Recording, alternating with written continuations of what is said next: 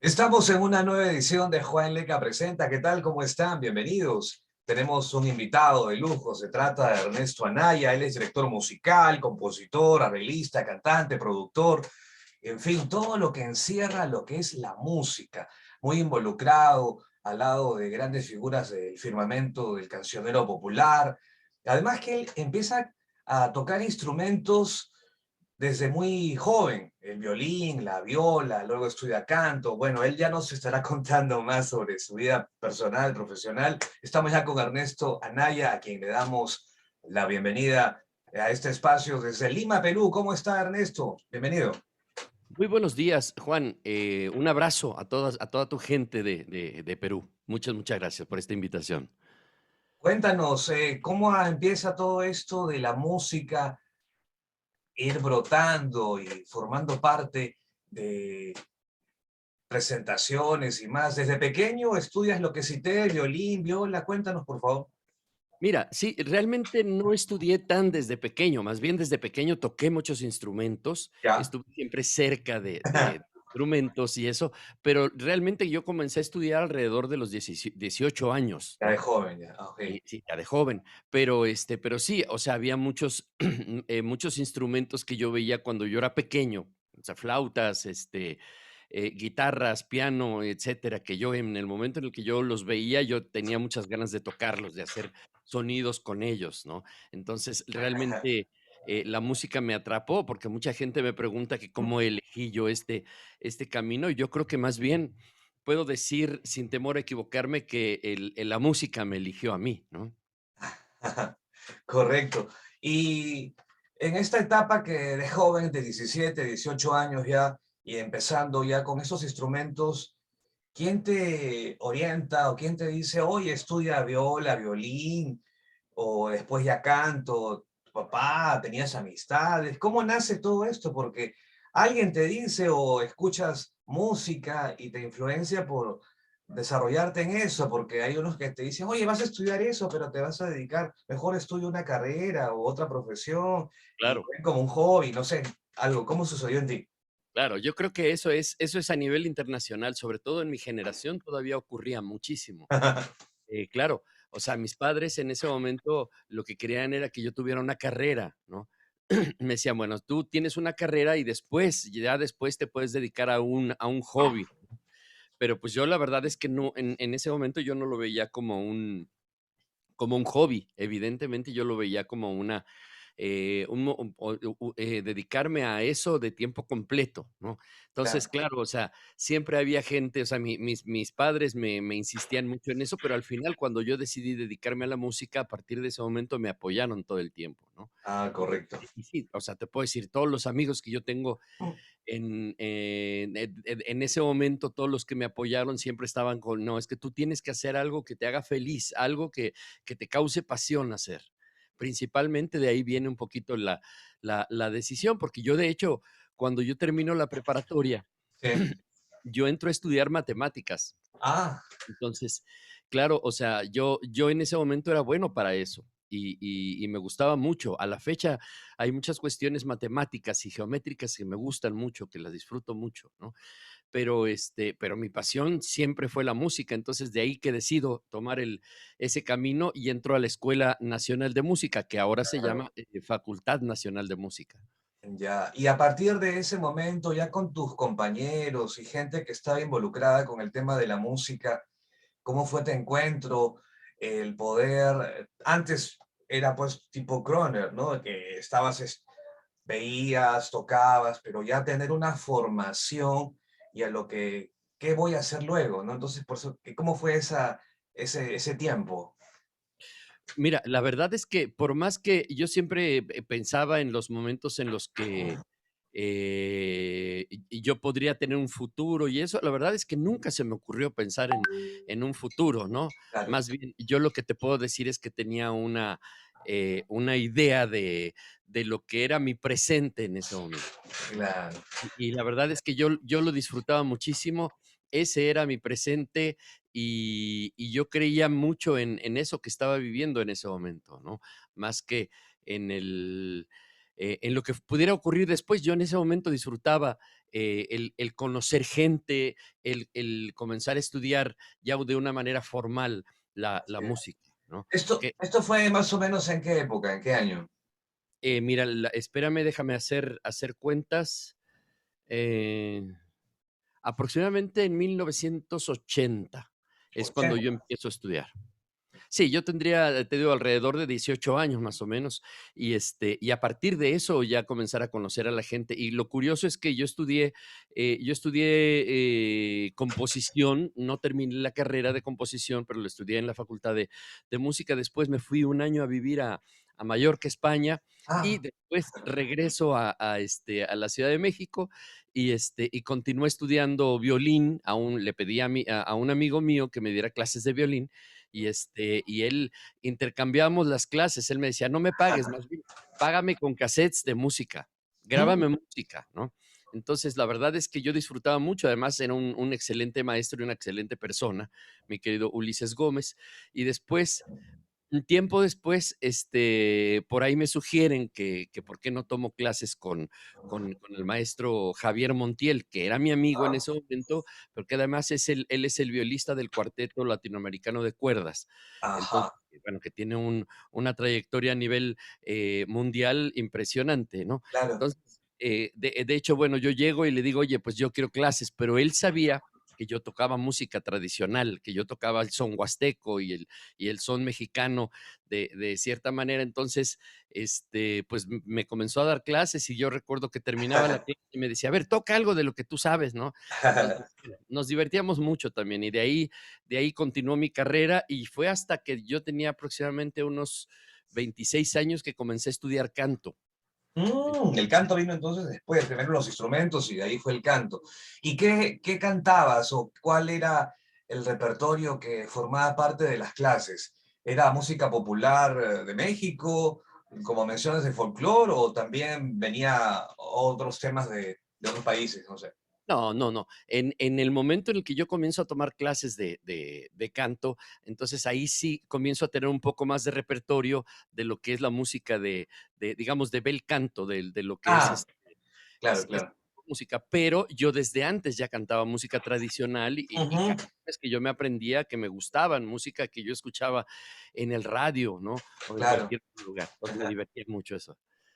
Y la música del bel canto era siempre de los grandes maestros de la música clásica, Mozart, Beethoven y los que siempre están, o también No, había algunos temas de la música popular, pero llevados al bel canto, como los temas de Agustín Lara, como Granada, que suena muy bien, o Júrame de María Grieber y otros, ¿no? claro, no, y yo en las clases de canto nunca llevé eso, más bien lo que yo llevaba era, digamos, además de una parte del repertorio de bel canto, principalmente era los ejercicios de canto que yo tomaba en ese momento, ¿no? Ya, claro. Pero a partir de eso fue justamente que yo comencé a también a cantar de una manera diferente, y entonces, Ajá. fue cuando comencé a combinar el canto que yo tenía desde antes de música tradicional hasta lo que ya hago actualmente, que tiene que ver un poquito con la combinación de la técnica vocal, ¿no? Claro, interesante. ¿Y es a partir de cuándo que ya empieza tu colaboración como productora, arreglista, diferentes proyectos de varios cantantes que estaban ya ahí, algunos ya de moda o conocidos, ¿no? Citamos a Omar Aportondo, Guadalupe Pineda, Armando Manzanero y otros que tú has formado parte de sus producciones. ¿Cómo así poco a poco vas entrando o te vas influenciando con ellos o estas disqueras o donde grababan, no sé?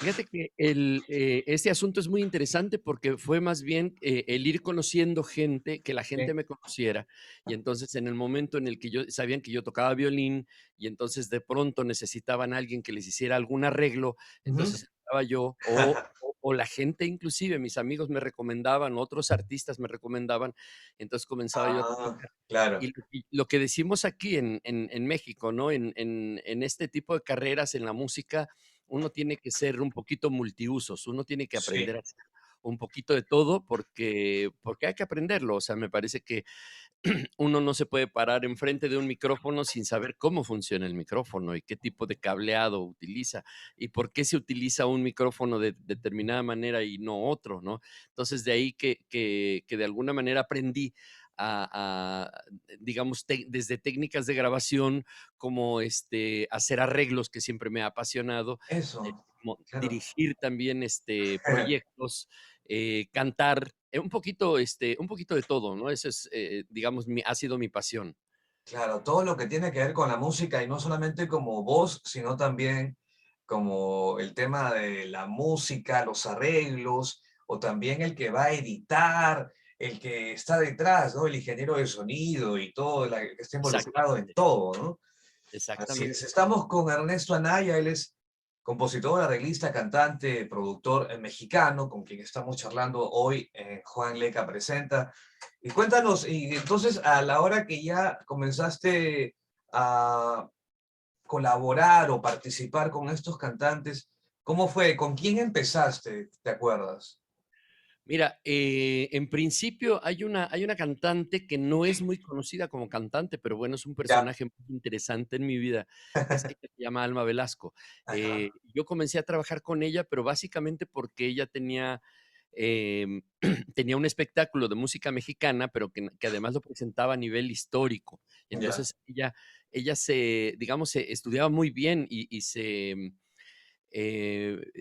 leía muchísimo al respecto de lo que iba a ser como espectáculo. Entonces yo aprendí mucho, inclusive de relacionar la historia con la música Ah, ya, de mi ya. país, ¿no? Por un lado, pero por otro lado es una mujer que siempre ha tenido una cultura general muy amplia. Entonces yo trabajando con ella aprendí muchísimo y digamos que fue la primera, inclusive con la que yo grabé. Y así te estoy hablando de cuando tenía yo alrededor de 19 años. Ajá.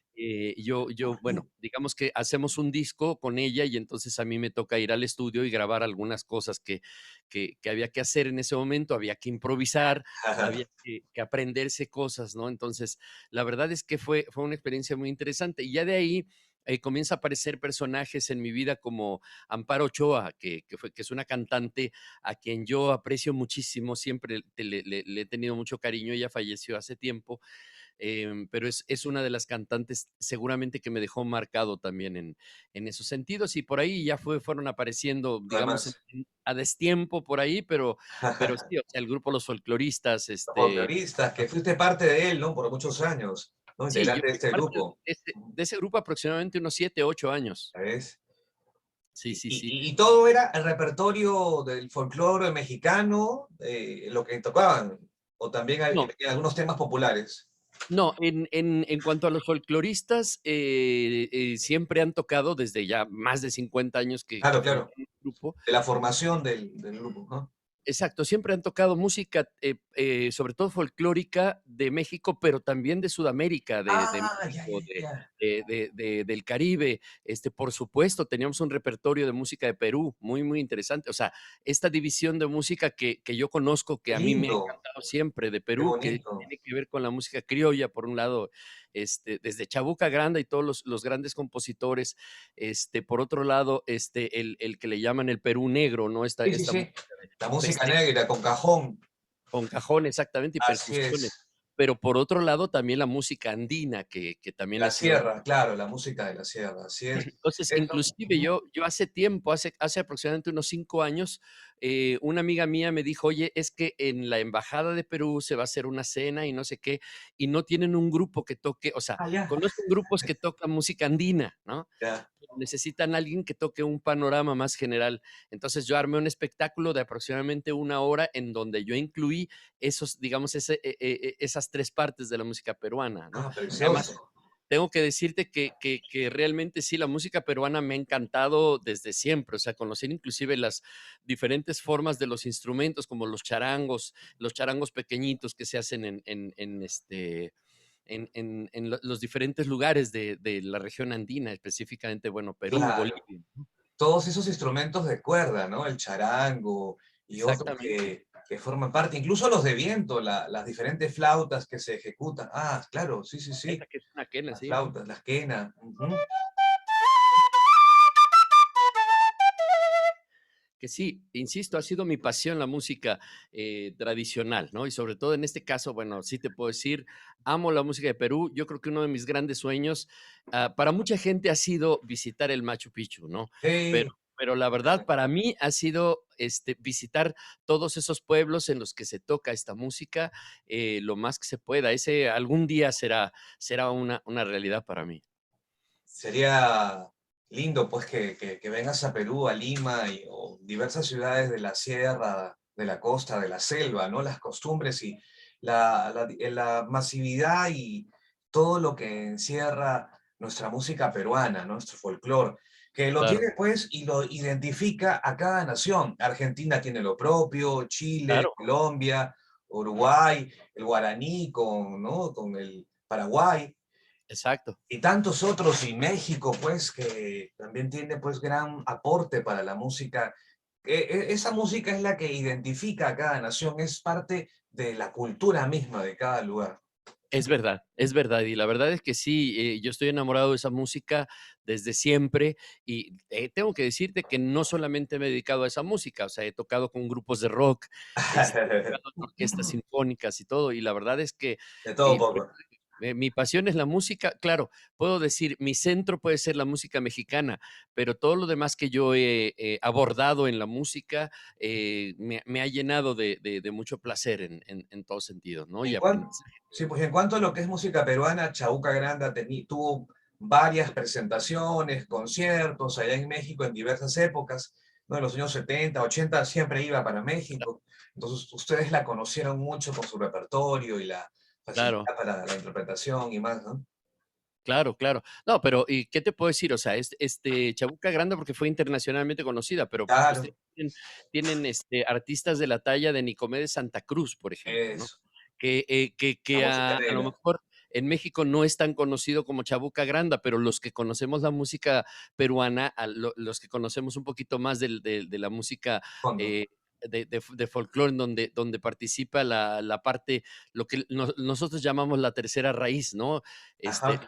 Los afroamericanos, ¿no? Sí, sí, sí. Entonces, o afromexicanos en el caso de nuestro De país. ustedes, claro. Y sí, que ustedes le llaman afroperuanos, que la verdad es que sí hay una inmensa eh, gama de cultura en cuanto a la música digamos, esta combinación de negros con la gente que llegó de Europa, ¿no? Con los España, indios. claro. Tú sabes, como siempre, de España, igual en México, los ¿Cierto? españoles que llegaron, igual América en general. Entonces ahí se fue desarrollando diversos géneros musicales, tanto lo andino que venía de la sierra, del Cusco, Ayacucho y otras ciudades, como de la selva, de Iquitos, y lo que se vivía o se hacía, pues la música criolla, la música que se desarrollaba, los valses, polcas y Es todo, verdad. que era pues aquí en Lima y en el Callao, ¿no? En la capital. Claro, claro, claro, claro. Eso es la verdad, una maravilla. ¿Qué te puedo decir? De alguna manera siempre puedo decir que la música nos hermana. Sí, Eso es verdad. eso es muy cierto. Y aparte que somos dos naciones, tanto ustedes, México, los aztecas y Perú, los incas, que tenemos pues historia y que los turistas les llama la atención nuestro legado, ¿no? Lo que fue nuestro legado por mucho tiempo, que queda para la posteridad, ¿no? Perpetuo. ¿Qué nos vas a tocar, Ernesto, a ver, para compartir? A mí se me ocurría un poquito como a manera de homenaje a tu país y con todo A el ver, cariño del mundo, un gracias. fragmento de José Antonio, un vals Chabuca Granda. justamente, ¿no? Por una vereda viene cabalgando José Antonio, se viene desde el barranco a ver la flor de Amancay, en un berebere criollo va a lo largo del camino, con jipija papañuelo y poncho blanco de lillo, mientras corre la mañana, su recuerdo juguetea. Esa es música que siempre me ha apasionado, ¿no?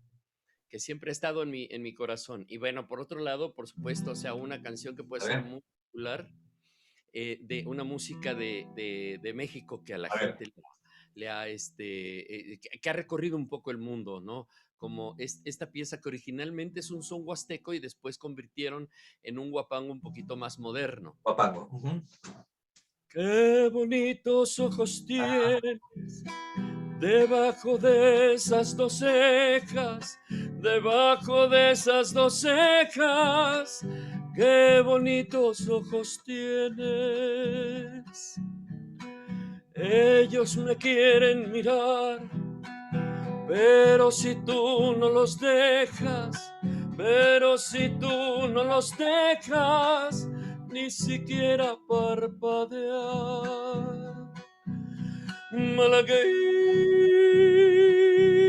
Malagueña salerosa. No, es por eso digo yo que la música finalmente nos hermana. Yo puedo cantar Es. con el mismo sentimiento y con la misma pasión, música de Perú como música de México, porque realmente las amo a estas músicas, ¿no? Y aparte son temas, como te dije, que quedan para la posteridad, como este malagueña que bien mencionas que era convertido en guapango, lo hicieron hasta en versión de pop, balada, ha Sí, claro, tenido una transformación de géneros, pero la letra queda ahí pues marcada, ¿no? Para siempre. claro, sí, como la esencia de la música, ¿no? De la Claro, así es, efectivamente. Has recibido reconocimientos a lo largo de tu trayectoria artística, parte de la promotora artística, cultural, científica y tecnológica del Valle de México, de diversas otras premiaciones, y fuiste parte de este proyecto en homenaje a Mercedes Sosa. Cuéntanos un poquito de esta aventura, este tiempo de formar parte, ya que te gusta la música, el folclore de América Latina, y Mercedes Sosa, pues una gran exponente. Fíjate que conocí a una chica, María Inés Montilla, por demás muy talentosa. Es una chica que originalmente yo la conocí como siendo bailarina y Ya. siendo actriz. Y además en ambos papeles hace ha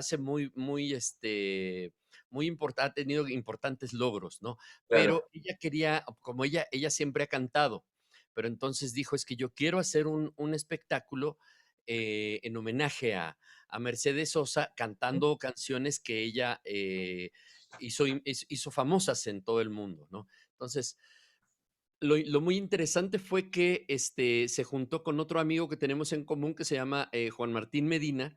Y entonces entre ellos dos me invitaron a mí porque ellos saben que yo toco música también argentina y que conozco el repertorio de Mercedes Sosa.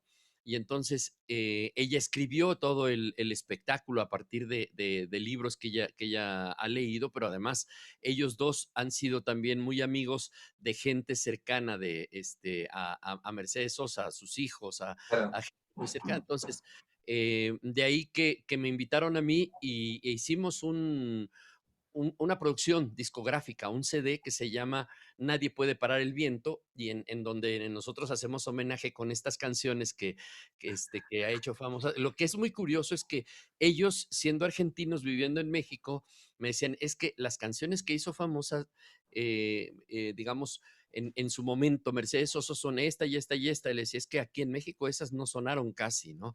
Aquí sonaron estas. Entonces tuvimos que hacer una especie de síntesis, ¿no? De tomar las canciones que fueron famosas en Argentina, las que fueron Ya. famosas en México y las que fueron famosas en España. Entonces, Así es. A es veces tocan algunos temas que estaban en el lado B y sonaron más en el otro país. exactamente, Una cosa así, exactamente. ¿no? Sí, entonces, la verdad nos divertimos mucho. Yo trabajé muy bien, me siento muy, muy contento de conocer a ellos. Ya tenemos un cuarto personaje en ese proyecto, que es una mexicana, una gran artista, una percusionista que se llama Montserrat Reba, y que Claro, claro, conocían. Ujú. y la verdad es que sí digamos que en general hemos hecho un cuarteto súper lindo. Por la pandemia y esto no hemos podido presentarlo más, pero la idea inclusive era llevar este espectáculo a Argentina, ¿no? Claro, qué lindo hubiera sido, ¿ah? Ese hubiera sido Pero vuélvanlo a retomar para ver cuándo da la luz y pueden estar allá en Buenos Aires o en otras ciudades de Argentina para compartir ese repertorio, ¿no? Sería sí, sería lindo fabuloso. en Buenos Aires, en Tucumán, pero inclusive la intención ha sido, de pronto poder presentar ese homenaje en muchos lugares de la república, ¿no? Interesante, qué lindo. Y no Estaba viendo, solamente, sí, sino en sí, muchos lugares de Sudamérica, ¿no? claro, a llevarlo todo a Hispanoamérica para llevar este repertorio de Mercedes Sosa. Claro, ¿y quién no ha escuchado a Mercedes Sosa? Así que La verdad que definitivamente, sí. así La es. Has sido también un tiempo director musical del proyecto Musas, ¿no es así? Cuéntanos esta participación con Natalia, ella que de algún tiempo a esta parte ha venido dando a conocer pues el repertorio de la música popular, incluso canciones de Agustín Lara. Sé que hace algunos años también grabó con duetos, uno de ellos con doña Omara Portondo, ¿no? La novia del feeling, ¿no? Exactamente, sí. La verdad es que sí, también fue una experiencia muy interesante, muy linda. Natalia, digo, por medio de un amigo que tenemos en común, Ramón Gutiérrez, que es un músico que hace música tradicional de Veracruz, música folclórica de Veracruz, em, nos puso en contacto y entonces ya platicamos un poquito y me tocó hacer, digamos, la función de ser el director de ese proyecto en vivo y, En y vivo. ¿No? trabajar con los Macorinos, dos grandes guitarristas Ya, que ha dado. Curiosamente, los Macorinos, uno de ellos mexicano y otro de ellos argentino, ¿no? Pero tremendos músicos los dos y bueno, todo el equipo con el que yo trabajé acompañando a Natalia. Yo trabajé, calculo yo que unos 2 años, 2 años y medio más o menos con ella. ya, Y bueno, afortunadamente a la fecha llevo una buena relación con la buena Natalia. Inclusive hace poco tiempo yo saqué un concierto ya. que creo que te lo compartí por ahí, el Sí, sí, sí. concierto, y ella me escribió, me escribió Natalia y me dijo, y mandándome una foto, me dice, mira, estoy viendo tu concierto, ¿no? Ah, Me ya, ha ya. gustado mucho, no sé qué. Dije, bueno, yo agradezco ese tipo de detalles porque yo sé que hay gente, bueno, como Natalia, como mucha gente que está muy ocupada haciendo muchas cosas, pero me encantó que lo haya visto me haya hecho sus comentarios, ¿no? Entonces también ha sido una gran, Experiencia. experiencia trabajar con ella. Interesante. Qué lindo todo esto que nos compartes de lo que has venido haciendo durante todos estos años, desde la época que empezaste tocando instrumentos, luego los estudios, luego poco a poco la formación que has ido teniendo y todo lo que has ido manejando. Y la época con don Armando Manzanero, ¿cómo te fue? Fíjate que fue muy ¿Vas? corta, más fueron diferentes momentos, Ya. porque, digamos, me tocó, de pronto me hablaban amigos míos y me decían, oye, es que estoy haciendo una producción para el maestro Manzanero, necesito que vengas a grabar una jarana o Ah, ya. un violín. Entonces, bueno, yo grababa con él, pero también en algún momento, yo no sabía, o sea, a mí de pronto me habla la secretaria del maestro Manzanero y me dice, es que el maestro Manzanero quiere que estés en un espectáculo de música popular que se va a presentar aquí en, Ah, ya, ya. en, en una sala muy importante que se llama Roberto Cantoral, que es un centro cultural, digamos. Y entonces me presenté con otros amigos que nos acercó el maestro Manzanero a todos, ¿no? Y entonces ya después cuando terminó el espectáculo sí le pregunté a esta chica, oye, ¿y de dónde me conoce el maestro Manzanero? Me dice, el maestro Manzanero conoce a mucha gente y a veces la gente no lo conoce tanto como él a ellos, ¿no? Me dijo, el maestro Manzanero te conoce muy bien y sabe de tu trabajo desde hace muchos años. Ah, Dije, bueno, para mí, fue un honor, ¿no? Por ahí tengo una fotografía en donde me invitó a participar en un programa de televisión que él tenía hace aproximadamente unos 20 años, más o menos. Y la verdad es que sí, sí, yo le tengo un enorme agradecimiento. En algún momento él necesitaba un violinista para su espectáculo y yo trabajé con él un tiempo también, ¿no? claro, Entonces, sí, o interesante. sea, fue muy interesante también trabajar con el maestro Sobre Manzanero. todo que esta sala tiene pues el nombre de otro gran compositor, Roberto Cantoral, el padre de Itati Cantoral, la actriz, y quien Exactamente. fuera pues junto a Chamín Correa y Leonel Gálvez formaban Los Tres Caballeros, La Barca, El Reloj, Regálame esta noche, el autor de El Triste que cantaba José José en los 70. Es ¿Quién no va a verdad. saber? Encierra todo eso, don Roberto Cantoral. Sí, exactamente. Y lleva ese nombre justamente porque es, digamos, la sala de conciertos oficial de la Sociedad de Autores y Compositores Claro, de México. Entonces, de ahí que está allá, bueno, de hecho, el maestro Roberto Cantoral fue el director de la sociedad claro. durante muchos años también, ¿no? Pero sí, claro, o sea, la trayectoria como compositor y como intérprete, pues sí, ha sido muy, muy importante, ¿no? Más Fructífera, claro, para el cancionero popular o la música romántica en México, ¿no? En la época claro, de los tríos. sí, de los boleros y todo esto, Así claro. es, junto a los Panchos, los Tres Haces y tantos otros tríos que ha dado México, ¿no? La Tantos. verdad que sí, la verdad que sí.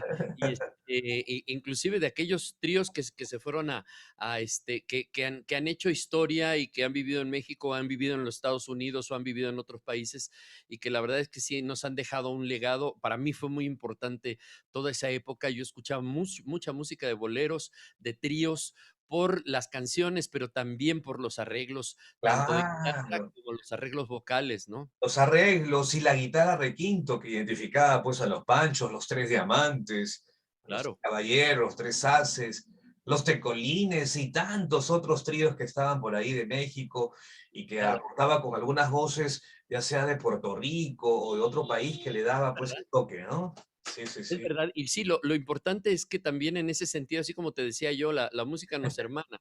O sea, al final, todos aquellos que tocaban boleros de México, de compositores de Puerto Rico, de Cuba, de muchos países, ¿no? Sí, sí, Entonces, sí. también era muy, eso ha sido muy interesante. Y yo creo que te puedo decir sin temor a equivocarme que una de las cosas más importantes que me ha dado la música, mi carrera, ya mi oficio como músico, a nivel, a nivel emocional ha sido conocer a tanta gente, pero además conocerla, no solamente que me cuenten sus historias, ¿no? Ah, Sino también llevar una relación un poquito más cercana una y es vivencia, así es. exactamente, ¿no? Y entonces al final, claro, yo hace varios años, a raíz justamente de un conflicto que tuve con un artista, una cantante, yo Ya. decidí que yo siempre iba a trabajar con gente con la que me sintiera yo bien.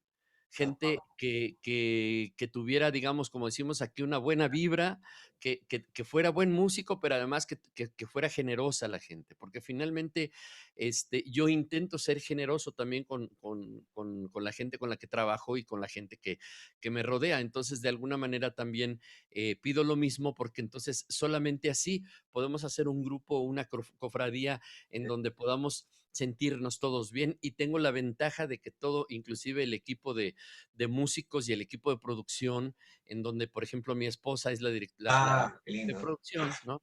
Eh, entonces ahí todos llevamos una muy buena relación, afortunadamente. Aportando siempre cada uno con lo suyo, con lo que sabe hacer, Claro, y que se sienta pues el equipo, se sienta que son parte de lo que vienen haciendo. ¿Mm? es verdad, Juan. Interesante. Ernesto, estamos ya en los minutos finales del programa, tus palabras finales y a su vez también para que des a conocer tus redes sociales, para que la gente que nos viene sintonizando pueda seguir tu trabajo. Te agradezco muchísimo, Juan. Y bueno, pues ahora sí que de antemano, primero el agradecimiento por esta invitación, por ponerme en contacto con tu gente de Perú, pero afortunadamente ya con las redes la gente de todo el Todas mundo va a poder partes. ver esto, ¿no? Yo también he estado viendo algunas entrevistas que le has hecho a gente por ahí que tienes en YouTube y eso. Y la verdad es que muchas felicidades también por esa parte de trabajo que te corresponde hacer, que es importantísimo para la sociedad y para nosotros, los artistas y la gente que siempre nos apoya, que haya gente como tú que nos invite a este tipo de espacios, ¿no? Ah, las gracias a ti infinitas por aceptar y estamos en contacto y lo importante de esto es llevar pues cultura y llevar a diversos personajes que conversan conmigo, hablan sobre su vida profesional, lo que vienen haciendo, lo que hicieron, acompañaron, cantan o tocan algún instrumento, o si son Claro, locutores, actores de doblaje, en fin, bailarines, claro. el oficio que tengan, pero traernos algo y que el público esté ahí este sujeto para lo que viene, estaremos charlando y ese es el propósito del espacio. Claro. Pues yo te agradezco y digamos que como unas palabras que yo quiero dejarle a tu gente y a la gente que nos escuche y nos mire. Es que, nunca se cierren a las experiencias. Yo creo que lo más hermoso de la vida es continuar en este terreno de asombrarse por las cosas que aparecen en la vida, en las cosas nuevas, e inclusive asombrarse por aquellas que a lo mejor uno ya conocía, pero que vuelven a aparecer en la vida. Ujú. Asombrarse, esa capacidad de asombro y de emoción al respecto de la vida misma, de la música, del arte, ¿no? Oh, Y, sí. y pues la verdad es que no dejarnos, que ahora sí que no permitir que juicios externos nos nublen la vista. Yo creo que Ujú. uno tiene tanto el gusto como el juicio como para decidir qué le gusta a uno, ¿no? Y si a Ya, alguien le gusta la cumbia o el reggaetón o el rock and roll o lo que sea, yo creo que todo el mundo tiene el derecho de que le guste y nadie le puede decir que no. Y yo creo que eso. en eso radica la maravillosa diversidad también en cuanto a gustos musicales y gustos de arte, ¿no? Así es, hay para todos los gustos. Lo importante es que se haga música, que se Exacto, haya ese espacio para identificarse con una melodía, con una voz o lo que está expresando y que al pasar el tiempo es un recuerdo de algo bonito, de repente tu infancia, tu adolescencia, o conociste a alguna persona, o si recuerdas a tu mamá, a tu papá con el tema, todo eso encierra y enriquece lo que es la música, ¿no? Que es parte de la vida.